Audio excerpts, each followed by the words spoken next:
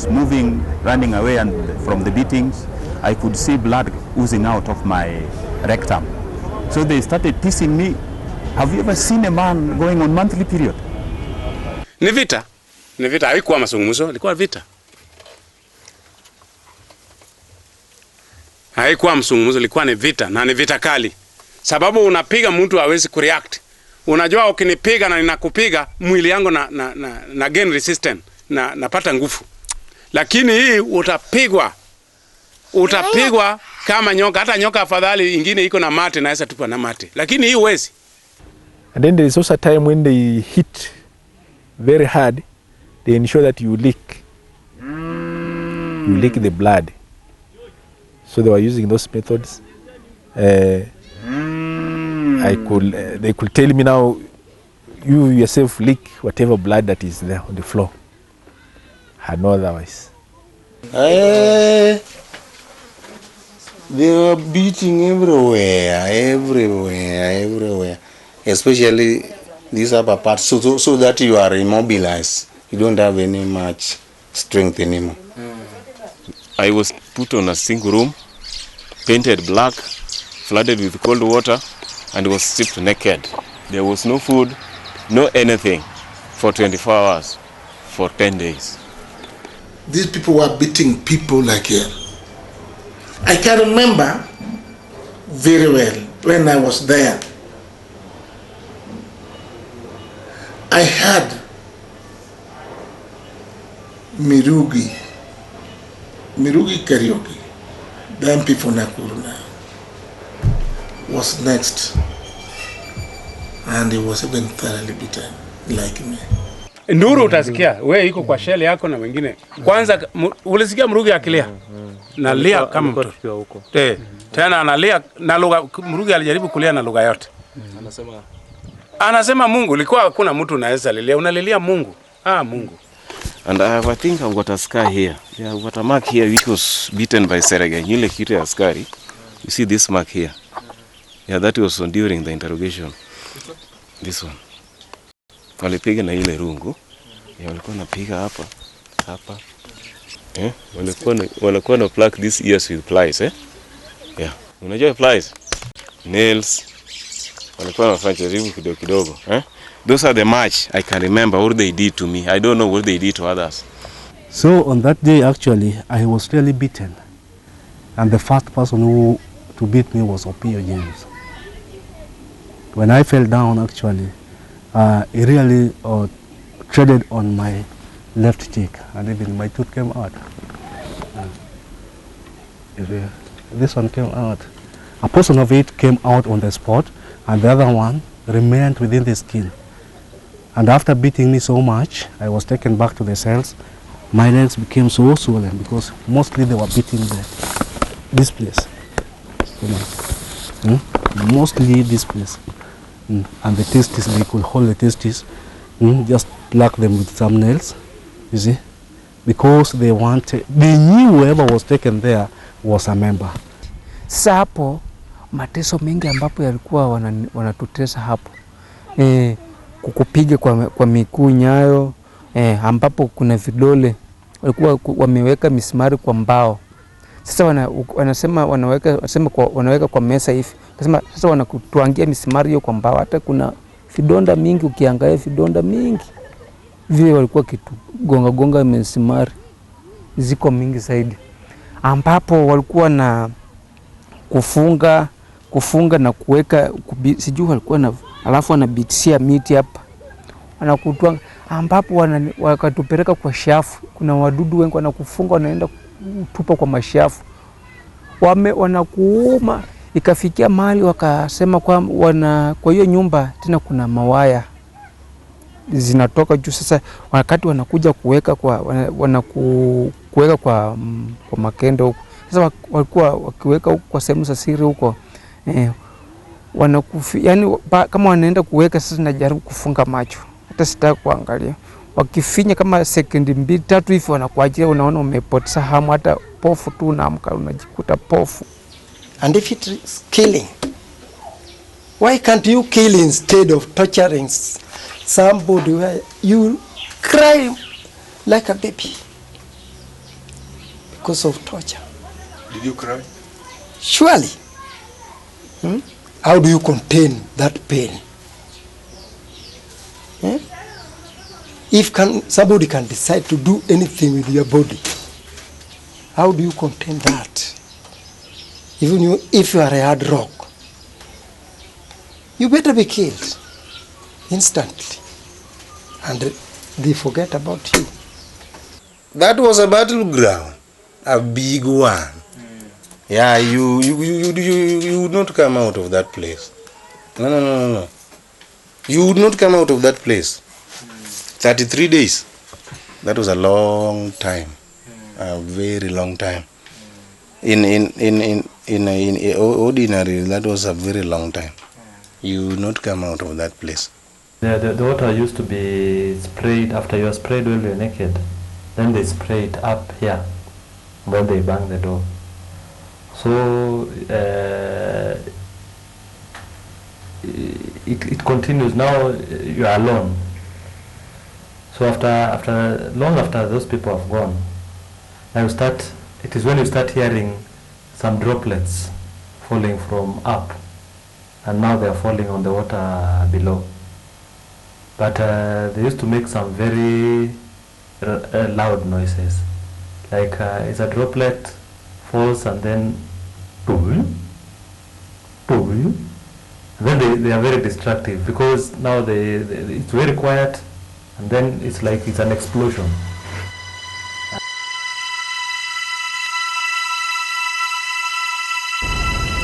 I was ordered to be taken back for 3 days and 3 nights. That is the day when I went there, I asked them, my throat is burning, can you help me with the drinking water? The following morning, told me, what water are you asking for? You are having water, you are living in a room which is self-contained and has everything. That is your water. I refused, I did not take it. But then later I felt I wanted to ease myself. I said, can you allow me to go out for a long call? They told me, you are living in a place which is self-contained. Help yourself there. I did. Now later I could not even talk and my mouth was burning dry. I knocked again hard. I want some drinking water. Told me there is water there. So I picked courage, just said in the name of the Father, picked that water and sipped it twice. I stayed in the water cells for a total number of 30 days in the water. It had swollen and appeared very badly. And for me to survive, I used to chew the peelings from the feet, because they were mixed with the urine, and there was a taste of salt. That's the only thing that I used to chew now and then, before I had a blackout. When you are in water, saa ingine unasikia baridi inakuja, baridi kabisa kabisa kabisa kabisa, baridi kabisa. Saa ingine vumbi inakuja mahali wewe iko kwa water, unaangalia mai water na baridi, vumbi inatoka wapi? Unasikia mbaya kabisa. Saa ingine unasikia heat, something like heat. And I think they wanted to kill people even in that, by so many things they thought. Vumbi kuingia kwa mtu kama wewe iko ndani, inajua pumzi inaingia hata mkwalani. Hiyo ilikuwa mbaya, niliona hiyo.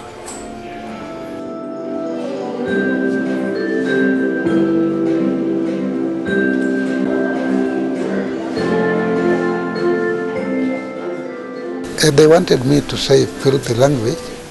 You explain what you do when you want to have a child, what you do with your wife. And you explain from start to the end. They wanted me to say exactly what we did when I got my 9 children. They abused me, threatening, telling me all sorts of bad language, They were calling me Malaya, and I told them I haven't been a Malaya, I'm working. The language they used very bad language.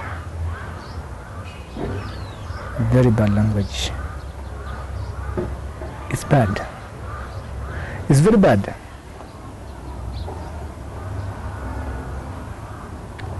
Someone asks you, you think you have a wife?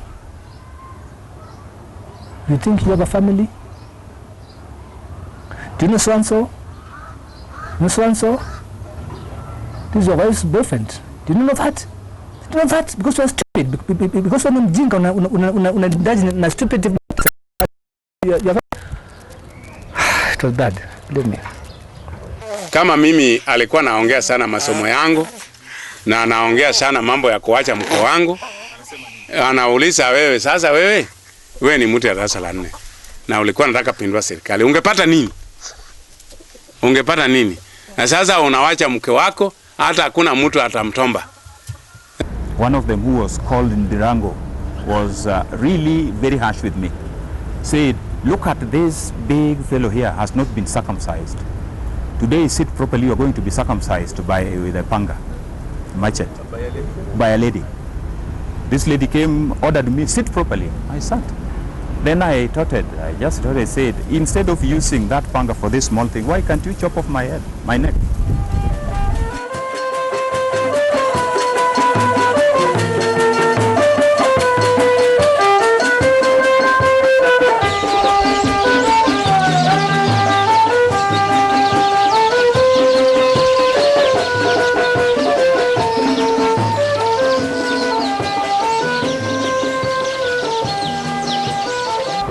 The faces I can recognize. If they were presented to me, even those who arrested me, I can recognize. Their faces are very clear, to me. If really one could, bring them, to me. But I can not really, say I knew them, except Mr. Opiyo.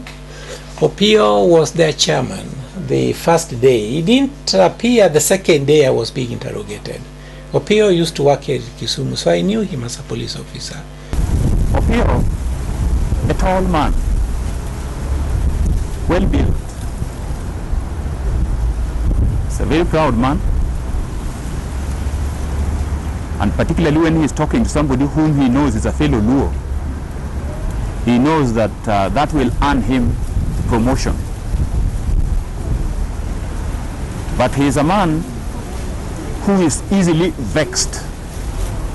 When he asks you a direct question expecting a direct answer, you don't respond directly. That annoys him.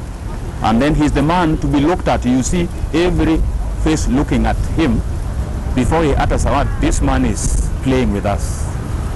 The day I was tortured severely was the day of Opiyo was in charge, and he introduced himself. And I said, if this is a Luo, I think today I may not be tortured as always. But that was the day I was tortured so badly.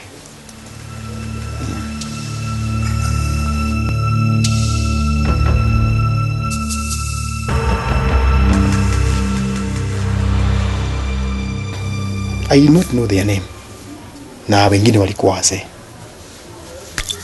Isipokuwa ule mmoja walikuwa wanaita Opiyo. Huyu siku moja alikuja akanipigisha ukuta sana. I developed some serious nose bleeding while in the cell. He came and held me on my shoulders, akanipigisha ukuta. Ananiambia, do you feel how hard this government is? Kupigisha kichwa tu kama zile nini, vile kondoo zinapigana. Nikakuwa na bleeding mbaya sana kwa mapua yangu. I can remember what one Opiyo did to me. When I was in water, one Opiyo came with a tray. There's something to do with like this one. And there was a well-cooked nyama, roasted nyama. Ile nanona. Sasa inafungwa mlango, inachukua moja na kola, inakuja. Truly speaking, and he was asking me, Odungiranda, if you tell me what you have been discussing with Oginga Odinga, you will get out from this water, you will eat it. I knew only Opio, the name Opio, a terror man at Nyayos. Huge. Mjaluo amba akipata wewe ni Mjaluo, you get it off. You will know Opio is the owner of this country. Not even with the president. I don't know. The owner of this country. Na ningeita Opio ni saitani ambaye alitumwa na saitani ile kubwa. Munyele was a Kikuyu, a tall, bullish man. Opio was also a very energetic fellow. And Opio was the head of the squadron. This, in fact, was purposely assigned to investigate Mwakenya affairs. They were very brutal, inconsiderate, and to me, although they were calling intelligent people, they were called, in the way they are trained, I think, to me they are very foolish people. Because they could not use any other method than force.